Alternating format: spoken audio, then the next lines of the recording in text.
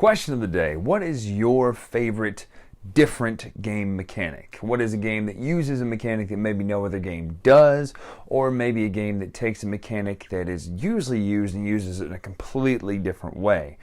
Which brings us to what we're talking about today. We're talking about a new kind of surprise entry from the Stonemaier Games line. Now, this one's not designed by Jamie, but a la Castles of Mad... No, Between Two Cities, Between Two Castles, and then Wingspan and this are now... These are games that have come out from Stonemaier that are not necessarily designed by Jamie, but published under his window, under his umbrella. So this is Pendulum. Pendulum is it's a real-time worker placement game that uses sand timers to kind of time out the turns so that everything is simultaneous. So you're placing and putting actions simultaneously. Let's take a look at what this game looks like, how it plays, and then we'll come up and talk about all things Pendulum. That's what a pendulum is. Or like a pit in a pendulum. It's a terrifying movie when I was a kid.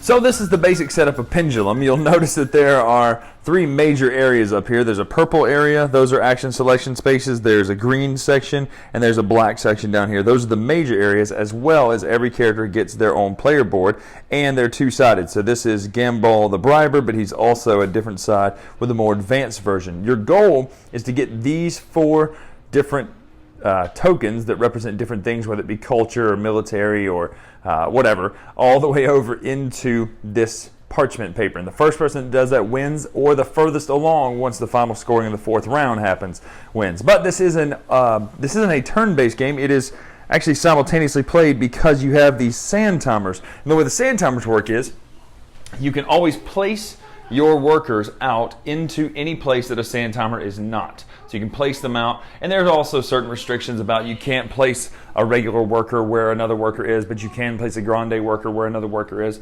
But you can place them where a sand timer is not. Now these are mirrored here and here, so this is the same as this. So it does give you options. And then your other option is when the sand timer flips into a location, you can then take the action. So you can take the actions of what you set up where the sand timers are, but you can only place or remove them where the sand timers aren't. That's a major concept. But the different action spaces are pretty straightforward. It's actually a very simple game when it comes to what the actions are. You're going to be playing simultaneously until the purple one flips 1, 2, 3, 4 times, at which point you'll have a council phase in which you'll get a special card that will give you either an instant bonus or a bonus to go with your cards that you have out here that you can use for actions. But basically, you're going to be collecting resources. You have access to your own set of these resources down here. You can never have more than 10 of each type. You're going to use votes to get higher priority. Since it is simultaneously played, priority breaks to the person with the highest privilege on the board. You're then going to be taking the different actions on the board to gain things like these resources. Now, these are gained through conquering a province. You notice these cards right here. You can add them to your player board to add special powers. The only thing is, when you gain one of these provinces, they have to match the symbol. So if I want this, I would tuck this under here. At the end in the council phase, you can never have more than 2 of these, but in the meantime, and during the phase, you can have more than 2 and then use the powers based on them, but you'll have to discard down. The other actions are costed, so these cost 2 to do them. You'll gain whatever's listed here. So it's, you'll move up on that track, move up on the blue track, and then gain a vote. This action is you'll actually activate these province boards down here based on the certain color of them. You'll gain the ones that are there and then below them. These over here are pretty straightforward. They're just gain a resource or conquer a province. So in order to gain more of those province things, you'll try to take these actions here, which allow you to get more of those cards. At any time, you can also do an achievement card here. And these achievements do one of 2 things. If the legendary achievement is on it, which would be sitting here, you can take this and then move your gray token over, which only has to be moved 1 space, if you'll notice on your player board. Once that's done, it's done. Or you can take the other achievements listed on there, so you pay the cost at the top to gain the bonus at the bottom. It's not always the greatest thing, but if you can do it, it's just any time to your turn. But if you get that gray thing, the silver marker, then a lot of good things happen. You also have these cards that you can use. These are yours to use during the round. And when you use these, they can give you certain instantaneous bonuses. There are ways to replenish these. Once you've used all of them, you can pay 5 culture, I believe it is, right there, to get those back into your hand. The only other things you can do, or not the only other things you can do, but when it comes to that council phase, you can upgrade one of your workers into a grande worker if you have that. You can never have more than 4 workers in a game. And the other ones are just bonuses, and there'll be some final scoring. Again, you do this 4 times, 4 council phases, and if someone reaches this first, then that person wins. Otherwise, you see who's furthest along. But that is the basic overview of how you play Pendulum. So that's Pendulum. First and foremost, let's talk about some things that we always do. We always talk about production and everything like that. But before I get into this, Stonemaier Games has got quite the pedigree of when it comes to gaming. I mean, for instance, Jamie has designed 4 of my top 4 games in my top 100 belong to Jamie Stegmaier. There's a ton of games. You see a ton of different games on my shelf all the time. Try to feature some new ones, try to feature some different ones, but he's designed 4 out of my top 100 games, right? So I'm a huge fan of Stonemaier Games. But that being said, there's obviously some certain things about some of the games that they put out that are, they're excellent, and then there's some that are like, well, maybe that one's just not for me. Pendulum is interesting because it came out of nowhere. It's a different designer. It was a new design, and it uses some very unique, interesting mechanics that we have not seen necessarily before in this way, and I like that. Let's talk production value and quality and art and all that sort of stuff first, then we'll move into mechanics as we always do. So number 1, production value. I like this new thing that Stonemaier Games is doing. They started it with Tapestry, where it's this almost kind of rubberized plastic. It's a different sort of plastic cube than your typical Pandemic cube. And then even though it's tactile, it gives me the willies, this feel of these boards, it does keep the things on the board a little bit better. So I do appreciate that and understand why. Still freaks me out to feel that like almost fingernail file board of those. But the actual production quality of the goods and stuff, it's just like Tapestry. It's the same kind of plastic goods that feel nice to hold and to touch. As far as the sand timers, those look really great. I do have a gripe. Our green sand timer will get caught up every once in a while, which will totally jack with the mechanics if you're not careful. But so we just kind of watch it and tap it a little bit. But I agree, the sand timers do look good. I like that they're not just typical sand timers with the flat top hat base, top hat top. They're the kind of nice little angled, edged looking pieces. So they do look good. Everything else, though, pretty much generic, straight up plastic pieces. Now, as far as the art on them, the art style of the characters is interesting. There are 2 different character forms for each one. Kind of a fantasy art style. There's like an owl dude, and there's a snake, and they're all vying for this thing. So the art style is interesting. It's kind of fantasy art with almost a rough comic style. So I don't really know what you'd call that, but it's different than some of his other games in the past. It's pretty good as far as the art there. Now, the one place I'm going to knock the mess out of the art, and it drives me crazy, and I suppose I get the principle behind it, is you're looking at a table in your planning center, and you're trying to determine, this is how we're going to take over this kingdom, and it looks like that's what the board is. It looks like it's just a table that a general would be sitting at, moving little things around.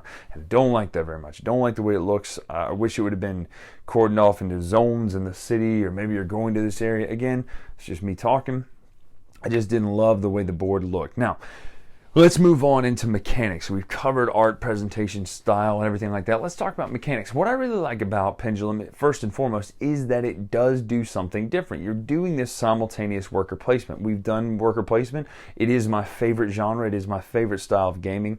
But with this little tweak, this little twist is very interesting. Now, let me do a quick word study real quick. The word apologetics or apologia comes from the Greek word apologia. It means to give a defense of. It doesn't mean apologize for. It means to give a defense of, literally.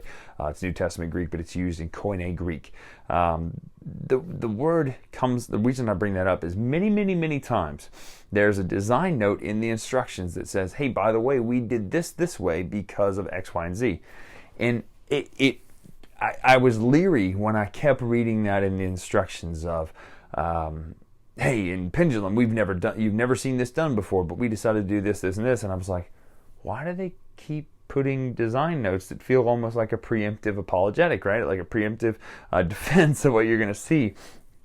And it turns out It's almost like the instructions were answering some of the nagging gripes that, even though I knew were coming because of the what do you call that?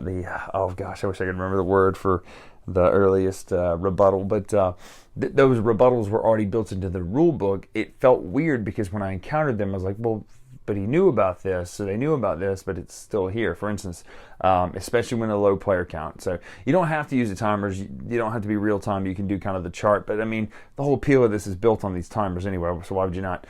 But there's a lot of downtime. The whole point of a simultaneous game is to play simultaneously. But when you have two workers to start with and your action involves, okay, I'm placing here and I'm placing here.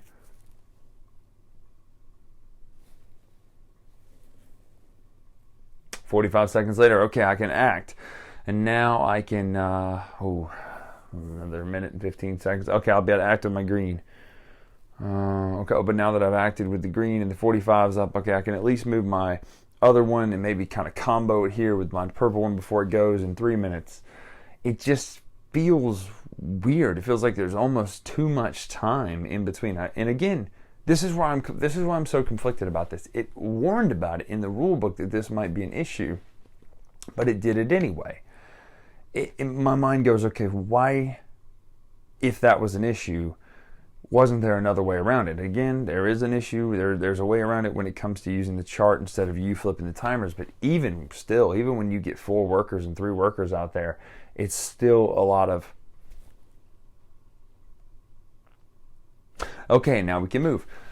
It really, the excitement that's hyped on the back of the box and kind of through the rule book is really taken away, especially when you read in the rule book. This is not a breakneck decision. You're not going to have to quickly think on the fly and beat the clock. And then when you actually start playing and realize, oh, you're never going to have to worry about beating the clock. If anything, you're like, please hurry up. And come on. So that was a real drag for me. And again, I say this as a humongous Stonemaier Games fan, but that was a real drag for me, just having to wait. Now, there were a lot of things that I really liked about this game, though, but because that core mechanic is built right there in the center, it pulls the things that I like about the game elsewhere down a little bit. Like, I really like the territory system where you capture a territory and you build up your provinces, and when you go and activate that action, they're customized to what you've been doing and they're better actions.